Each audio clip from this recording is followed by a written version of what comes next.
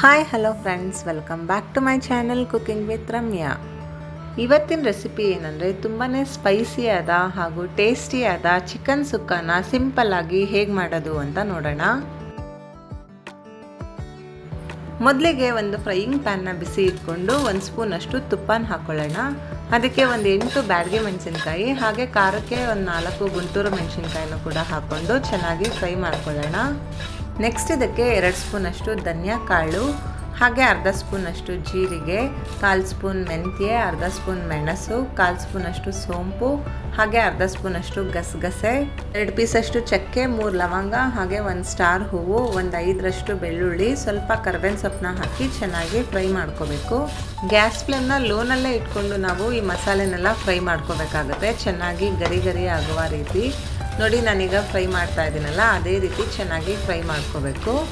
ಈಗ ಮಸಾಲೆ ಎಲ್ಲ ಚೆನ್ನಾಗಿ ಫ್ರೈ ಆಗಿದೆ. ಇದನ್ನೆಲ್ಲ ಒಂದು ಮಿಕ್ಸರ್ ಜಾರ್ಗೆ ಟ್ರಾನ್ಸ್ಫರ್ ಮಾಡಿಕೊಂಡು ತಣ್ಣಗಾದ ನಂತರ ಪೌಡರ್ ಮಾಡ್ಕೊಳ್ಳೋಣ. ನೆಕ್ಸ್ಟ್ ಅದೇ ಪ್ಯಾನಿಗೆ ನಾವು ಒಂದು ಹೋಳಿನಷ್ಟು ಕಾಯಿ ತುರಿನ ನಾವು ಡ್ರೈ ರೋಸ್ಟ್ ಮಾಡ್ಕೋಬೇಕಾಗುತ್ತೆ. ಅದಕ್ಕೆ ಒಂದು ಅರ್ಧ ಸ್ಪೂನಷ್ಟು ಅರಿಶಿನೂ ಕೂಡ ಹಾಕ್ಕೊಂಡು ಫ್ರೈ ಮಾಡ್ಕೊಳ್ಳೋಣ. ಕಾಯಿ ತುರಿ ಎಲ್ಲ ಸ್ವಲ್ಪ ಬಿಸಿ ಆಗಬೇಕು, ಆಗ ಅದರ ಟೇಸ್ಟ್ ಮತ್ತು ಘಮ ಎಲ್ಲ ಚೆನ್ನಾಗಿ ಬರುತ್ತೆ. ಅದಕ್ಕೋಸ್ಕರ ಇದನ್ನು ಸ್ವಲ್ಪ ರೋಸ್ಟ್ ಮಾಡಿ ಹಾಕ್ಕೋಬೇಕು. ನೋಡಿ, ಆಲ್ಮೋಸ್ಟ್ ಆಗಿದೆ. ಸೊ ಇದನ್ನು ಕೂಡ ತಣ್ಣಗಾದ ನಂತರ ಸಪ್ರೇಟಾಗಿ ಪೌಡರ್ ಮಾಡಿ ಇಟ್ಕೋಬೇಕು. ನೋಡಿ, ಈ ಮಸಾಲೆ ಜೊತೆ ನಾವು ಸ್ವಲ್ಪ ಹುಣಸೆಹಣ್ಣು ಕೂಡ ಪುಡಿ ಮಾಡ್ಕೋಬೇಕಾಗುತ್ತೆ. ನೆಕ್ಸ್ಟ್ ನಾವು ಅದೇ ಪ್ಯಾನಿಗೆ 2 ಸ್ಪೂನಷ್ಟು ತುಪ್ಪ ಹಾಕ್ಕೊಳ್ಳೋಣ. ಇಲ್ಲಿ ತುಪ್ಪ ಅಥವಾ ಕೊಬ್ಬರಿ ಎಣ್ಣೆ ಏನು ಬೇಕಾದ್ರೂ ಯೂಸ್ ಮಾಡ್ಕೋಬೋದು. ನಂತರ ಸ್ವಲ್ಪ ಸಾಸಿವೆ ಹಾಗೆ ಉದ್ದುದ್ದಕ್ಕೆ ಹೆಚ್ಕೊಂಡಿರೋ ಅಂತಹ ಒಂದು ಈರುಳ್ಳಿನೂ ಕೂಡ ಹಾಕ್ಕೊಂಡು ಫ್ರೈ ಮಾಡ್ಕೋಬೇಕು. ಈರುಳ್ಳಿ ಎಲ್ಲ ಚೆನ್ನಾಗಿ ಟ್ರಾನ್ಸ್ಪರೆಂಟ್ ಆಗೋವರೆಗೂ ನಾವು ಫ್ರೈ ಮಾಡ್ಕೋಬೇಕಾಗುತ್ತೆ. ನೋಡಿ, ಈ ರೀತಿಯಾಗಿ ಗ್ಯಾಸ್ ಫ್ಲೇಮ್ ಮೀಡಿಯಮ್ಮೇ ಇಟ್ಕೊಳ್ಳಿ.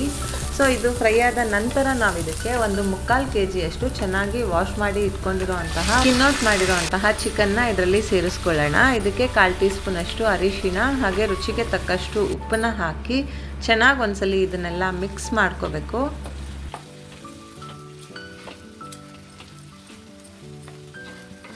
ನಂತರ ನಾವು ಲಿಡ್ನ ಕ್ಲೋಸ್ ಮಾಡಿ ಒಂದು 50% ಅಷ್ಟು ಇದನ್ನು ಕುಕ್ ಮಾಡ್ಕೋಬೇಕಾಗುತ್ತೆ. ಅಂದರೆ ಒಂದು 10 to 15 ಮಿನಿಟ್ಸ್ ಅಷ್ಟು ಕುಕ್ ಮಾಡ್ಕೋಬೇಕು.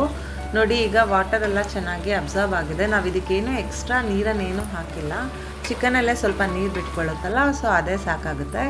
ಈಗ ಪೌಡರ್ ಮಾಡಿಟ್ಕೊಂಡಿರೋ ಅಂತಹ ಮಸಾಲೆನ ಇದರಲ್ಲಿ ನಾವು ಸೇರಿಸ್ಕೊಂಡು ಚೆನ್ನಾಗಿ ಒಂದು ರೌಂಡ್ ಮಿಕ್ಸ್ ಮಾಡ್ಕೊಳ್ಳೋಣ.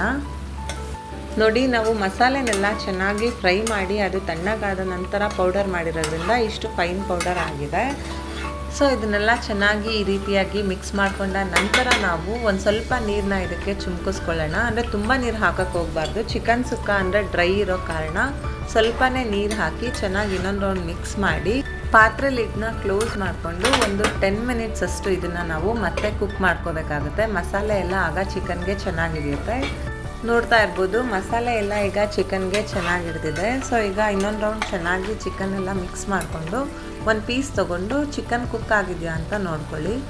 ನೋಡಿ, ಚೆನ್ನಾಗಿ ಸಾಫ್ಟ್ ಆಗಿದೆ. ಸೊ ಚಿಕನ್ ಎಲ್ಲ ಕುಕ್ ಆಗಿದೆ. ಈಗ ನೆಕ್ಸ್ಟ್ ನಾವು ಇದಕ್ಕೆ ಪೌಡರ್ ಮಾಡಿಟ್ಕೊಂಡಿದ್ವಲ್ಲ, ಆ ಕಾಯಿ ತುರಿನೂ ಕೂಡ ಇದರಲ್ಲಿ ಸೇರಿಸ್ಕೊಂಡು ಫೈನಲ್ ಆಗಿ ಒಂದು ಮಿಕ್ಸ್ ಕೊಟ್ಟರೆ ನಮ್ಮ ಚಿಕನ್ ಸುಕ್ಕ ಅನ್ನೋದೇನಿದೆ ಅದು ರೆಡಿ ಆಗಿಬಿಡುತ್ತೆ. ಇದ್ರ ಟೇಸ್ಟ್ ಅಂತೂ ಅಲ್ಟಿಮೇಟ್ ಆಗಿರುತ್ತೆ ಅಂತಲೇ ಹೇಳ್ಬೋದು. ಮಸಾಲೆನೆಲ್ಲ ನಾವು ಇನ್ಸ್ಟೆಂಟಾಗಿ ಹುರಿದು ಪುಡಿ ಮಾಡಿರೋದ್ರಿಂದ ಇದ್ರ ಘಮ ಕೂಡ ಅಷ್ಟೇ ಚೆನ್ನಾಗಿ ಬರುತ್ತೆ. ನೋಡಿ, ಫೈನಲ್ ಆಗಿ ಸ್ವಲ್ಪ ಕೊತ್ತಂಬರಿ ಸೊಪ್ಪನ್ನ ಹಾಕ್ಕೊಂಡು ಗಾರ್ನಿಷ್ ಮಾಡಿಕೊಂಡ್ರೆ ಚಿಕನ್ ಸುಕ್ಕ ರೆಡಿ ಆಗುತ್ತೆ. ಇದು ನೀರು ದೋಸೆಗಂತೂ ಒಳ್ಳೆ ಕಾಂಬಿನೇಷನ್ ಅಂತಲೇ ಹೇಳ್ಬೋದು. ಹಾಗೆ ಚಪಾತಿ, ಪೂರಿ ಯಾವುದಕ್ಕೆ ಬೇಕಾದ್ರೂ ನೀವು ಕಾಂಬಿನೇಷನ್ ಮಾಡ್ಕೋಬೋದು. ಅಥವಾ ಊಟದ ಜೊತೆ ಸೈಡ್ ಡಿಶ್ ಆಗಿ ಕೂಡ ಇದನ್ನು ಮಾಡ್ಕೋಬೋದು. ತುಂಬಾ ಟೇಸ್ಟಿಯಾಗಿ ಹಾಗೂ ಸಿಂಪಲ್ಲಾಗಿ ಆಗುತ್ತೆ. ನಿಮಗೆ ಈ ನನ್ನ ಚಿಕನ್ ಸುಕ್ಕ ರೆಸಿಪಿ ಇಷ್ಟವಾದಲ್ಲಿ ನನ್ನ ಚಾನಲ್ಗೆ ಸಬ್ಸ್ಕ್ರೈಬ್ ಮಾಡಿ, ಈ ವಿಡಿಯೋನ ನಿಮ್ಮ ಫ್ರೆಂಡ್ಸ್ ಆ್ಯಂಡ್ ಫ್ಯಾಮಿಲಿ ಜೊತೆ ಶೇರ್ ಮಾಡಿ. ಮುಂದೆ ಒಂದು ಹೊಸ ರೆಸಿಪಿ ಜೊತೆ ಸಿಗೋಣ. ಅಲ್ಲಿವರೆಗೂ take care, have a great day, bye.